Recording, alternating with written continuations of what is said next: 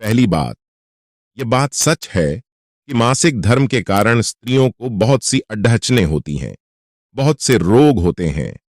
लेकिन दूसरी बात भी ख्याल रखना कि मासिक धर्म के कारण स्त्रियों को कुछ सुविधाएं हैं जो पुरुष को नहीं है, क्योंकि इस जगत में कांटे अकेले नहीं आते, फूलों के साथ आते हैं। न फूल अकेले आते हैं, फूल भी कीटों के साथ आते हैं। यहां हर कड़वाहट में कोई मिठास छिपी होती है। तो यह बात सच है कि मासिक धर्म के कारण स्त्रियों को बहुत सी तकलीफें होती हैं। दूसरी बात भी इतनी ही सच है जो ख्याल में नहीं है कि मासिक धर्म के कारण स्त्रियों को कुछ सुविधाएं हैं जो पुरुष को नहीं है।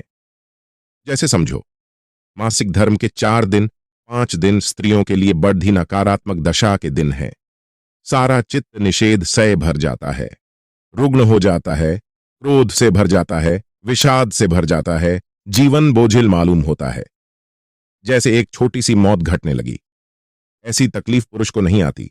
लेकिन तुम्हें पता नहीं, ये 4 दिन में जो नकारात्मकता पैदा हो जाती है वह बह भी जाती है 4 दिन में, और बाकी जो महीना है वह ज्यादा प्रफुल्लता का होता है। वैसी प्रफुल्लता पुरुष की नहीं होती। उसकी नकारात्मकता निकलने में 30 ही दिन लगते हैं। थोड़ी निकलती है, इकट्ठी नहीं निकलती। स्त्रियों का रोग इकट्ठा 4 दिन में निकल जाता है, क्योंकि अंततः तो दोनों के रोग एक जैसे हैं, निकलना तो पड्डदेगा ही। तो स्त्री 4 दिन में थोक रूप से परेशान हो लेती है, पुरुष 30 दिन फुटकर रूप से परेशान रहता है। इसलिए पुरुष की पीठ ढा कभी उतनी प्रगाढ़ नहीं दिखती जितनी स्त्री की दिखती है, लेकिन पुरुष की प्रफुल्लता भी उतनी प्रगाढ़ नहीं दिखती जितनी स्त्री की दिखती है। स्त्री की कोमलता, स्त्री का सौंदर्य उसी मासिक धर्म के कारण है। वह जो मासिक धर्म सारे विषाद को, सारे जहर को बहा देता है, तो बाकी शेष महीने में स्त्री हल्की हो जाती है। पुरुष पूरे महीने उसी बेचैनी में रहता है, धीरे धीरे करके उसकी बेचैनी निकलती है। तो एक बात तो ख्याल रखना, अगर बेचैनी की पूरी मात्रा ख्याल में लो तो स्त्री पुरुष में कोई भेद नहीं है, बेचैनी की मात्रा तो बराबर है। जैसे समझ लो कि 100 का अकद्धा है, तो 4 दिन में स्त्री 100 का अकद्धा निकाल लेती है, और पुरुष को निकालने में 30 दिन लगते हैं। स्वभावतः रोज की मात्रा पुरुष पर कम पड़ ढहती है, स्त्री की 4 दिन में मात्रा बहुत हो जाती है। एक बात। दूसरा पहलू बहुत कम देखा गया है, स्त्रियां भी नहीं देखती कि दूसरा पहलू भी छिपा है। स्त्रियों का जो गीत है, स्त्रियों का जो सौंदर्य है, स्त्रियों की जो कोमलता है, स्त्रियों का जो प्रसाद है, वह कहाँ से आ रहा है? वह 4 दिन में जो निकल गया जहर, तो फिर से एकदम हल्कापन हो गया, बोझ उतर गया। अगर यह दूसरी बात भी ख्याल में रहे तो 4 दिन का बोझ बहुत बोझ नहीं मालूम पड़ ढेगा। उसका लाभ भी ध्यान में रखना जरूरी है। एक बात। दूसरी बात, मासिक धर्म के कारण उतनी गड्ढबड़ी नहीं हो रही है जितनी गड्ढबधी होती है स्त्रियों के शरीर तादात्म्य के कारण। स्त्रियां अपने को बहुत शरीर मानती हैं, इतना पुरुष नहीं मानता। पुरुष अपने को मन के साथ तादात्म्य करता है, स्त्री अपने को शरीर के साथ तादात्म्य करती है। इसलिए स्त्री की उत्सुकता शरीर में होती है, दर्पण के सामने खड़ी है घंटों। पुरुष को समझ में ही नहीं आता कि दर्पण के सामने अपनी ही सूरत घंटों देखने का क्या प्रयोजन है। घंटों वस्त्र संभाल रही है, ऐसा कोई मौका ही नहीं होता जबकि स्त्री समय पर कहीं पहुंच जाए, क्योंकि वह उसका बार बार मन बदल जाता है कि दूसरी साड़ी पहन लूं, कि इस तरह कर लूं, कि उस तरह के बाल सजा लूं। पति हार्न बजा रहा है नीचे और वह तैयार ही नहीं हो पाती। हर तैयारी कम मालूम पड़ती है। स्त्री का शरीर बोध बहुत प्रगाढ़ है। मनुष्य के भीतर 3 तत्व हैं, आत्मा, मन और शरीर। पुरुष का रोग मन से जुड़ा है, स्त्री का रोग शरीर से जुड़ा है। इसलिए पुरुष के जगड्ढे और ढंग के होते हैं। पुरुष का जगड्ढा होता है सिद्धांत का, शास्त्र का, हिंदू का, मुसलमान का, राजनीति का, इस विचार का, उस विचार का। हम इस विचार को मानते, तुम उस विचार को मानते। स्त्री को समझ में नहीं आता कि क्या बकवास कर रहे हो।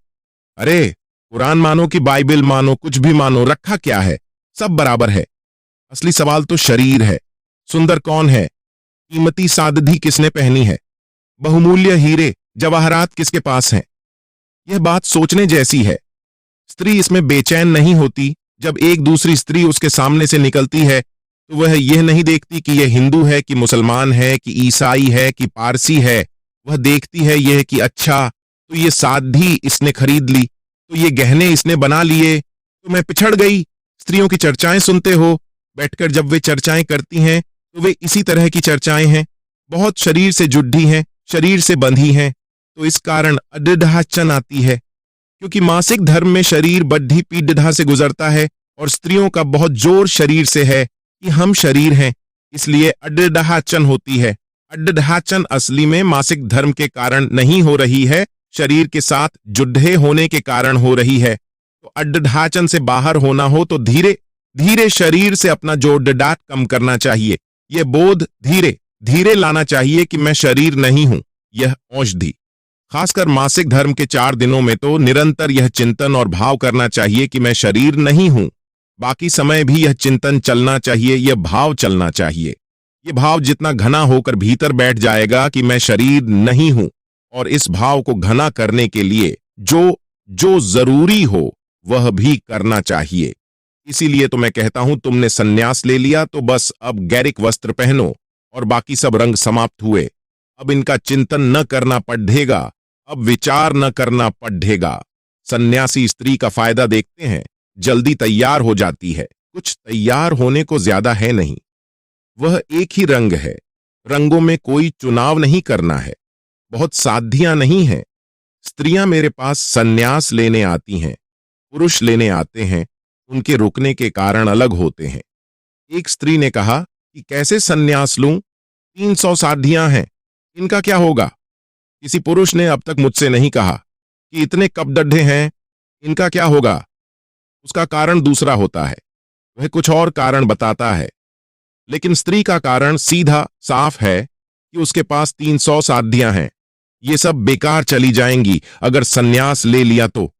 फिर इनका क्या होगा, स्त्रियां मुझसे पूछती हैं।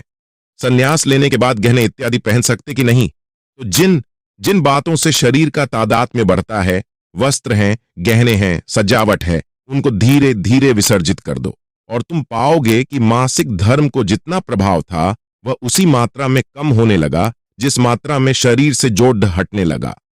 शरीर के साथ अपने को थोड़ा शिथिल करो, शरीर के साथ जोड़ कर अपने को मत देखो, शरीर से अपने को भिन्न देखो, और ऐसा कोई अवसर मत न को जब शरीर से भिन्न देखने का मौका मिले जरूर देख लो।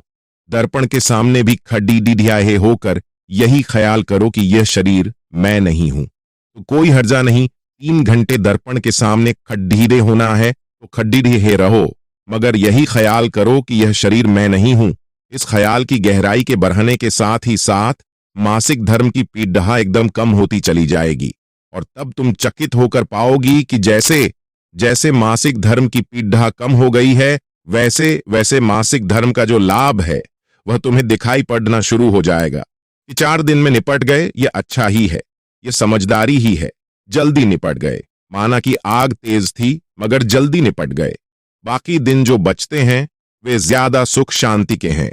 मासिक धर्म की बात कुछ नई नहीं है, धर्म शास्त्रों में बद्धा विचार हुआ है। बुद्ध महावीर को भी विचार करना पड़ा है, क्योंकि यह प्रश्न प्राचीन है, यह सदा से है। कोई आज की ही स्त्री शरीर से नहीं जुड़ गई है, सदा से जुड़ी रही है। स्त्री का रोग है शरीर, पुरुष का रोग है मन, और चाहे तुम शरीर से जुड़े रहो चाहे मन से, दोनों हालत में तुम आत्मा से चूकते हो। मन से जुड़े हो तो भी आत्मा से चूक जाओगे, शरीर से जुड़े हो तो भी आत्मा से चूक जाओगे। पुरुष को छोड़ना है मन के साथ अपना लगाव, स्त्री को छोड़ना है तन के साथ अपना लगाव। दोनों को बराबर मेहनत करनी है। तन के साथ लगाव छोड़ने में उतनी ही मेहनत है जितनी मन के साथ लगाव छोड़ने में है, और दोनों से लगाव छूट जाने पर जो शेष रह जाता है, लगाव की जो दशा, असंग दशा, वही आत्मबोध है, वही आत्मबोध स्वास्थ्य है। पूछा है तुमने कि स्वस्थ होने की कोई औषधि, स्वस्थ होने की एक ही औषधि है, इस बात की प्रतीति कि मैं आत्मा हूं, न शरीर न मन। मन के रोग हैं, शरीर के रोग हैं, तुम जानकर चकित होोगे। स्त्रियां कम पागल होती हैं पुरुषों की बजाय, संख्या पुरुषों की दुगुनी है। पुरुष दोगुने ज्यादा पागल होते हैं। क्यों? क्योंकि स्त्रियों का पागलपन थोक मात्रा में निकल जाता है, पुरुषों का पागलपन अटका रह जाता है। फिर स्त्रियां कम पागल होती हैं, क्योंकि उनका लगाव तन से है, तन थोड़े ही पागल होता है। पुरुष पागल होते हैं, क्योंकि उनका लगाव मन से है, मन पागल होता है। ज्यादा पुरुष आत्महत्याएं करते हैं, दुगुने पुरुष। ये तुम्हें थोड़ी हैरानी होगी, क्योंकि आमतौर से तुम स्त्रियों को ज्यादा धमकी देते पाओगे आत्महत्या की। करती नहीं, धमकी देती हैं। उनकी धमकी की बहुत चिंता मत लेना, और अगर करती भी हैं तो इतने इंतजाम से करने की कोशिश करती हैं कि बचा ली जाए। अगर नींद की गोली भी खाएंगी तो 5, 6, 7 से ज्यादा नहीं खाती। वह सिर्फ धमकी है। 10 स्त्रियां चेष्टा करती हैं आत्महत्या की, 9 बच जाती हैं। 10 पुरुष चेष्टा करते हैं, 5 बच पाते हैं। पुरुष की चेष्टा, वह हिम्मत से घुस ही जाता है अंदर एकदम। फिर वह सोचता ही नहीं कि यह अब क्या करना है। वह बिल्कुल पागल हो जाता है। दुगुने पुरुष आत्महत्या से मरते हैं, दुगुने पुरुष पागल होते हैं। और इस सब के मूल में मासिक धर्म का सहारा है स्त्री को। 4 दिन में उसका सारा पागलपन निकल जाता है। रोन लेती, धो लेती, पीढ़ा में तड़फ लेती, सब तरह के विषाद से भर जाती, फिर हल्की हो जाती। स्त्री का तन कष्ट पाता है, पुरुष का मन कष्ट पाता है, और कष्ट तो जारी रहेगा जब तक आत्मा से जोड़ न हो जाए। फिर पुरुष का कष्ट हो, स्त्री का कष्ट हो, इससे कुछ फर्क नहीं पड़ता, बराबर हैं दोनों।